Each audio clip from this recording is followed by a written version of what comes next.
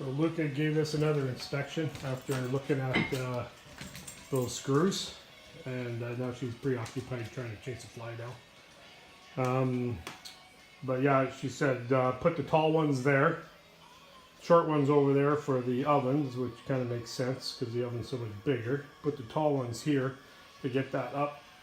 Now I have a gasket seal around there and around there. I don't know if those belong there, but they seem to fit not too bad. The only thing is I don't know about is this opening here.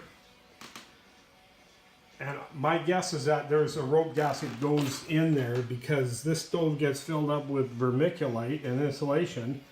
And how is that going to not have all that vermiculite and stuff fall down into that box in there? So I think it's coming together not too bad at this point.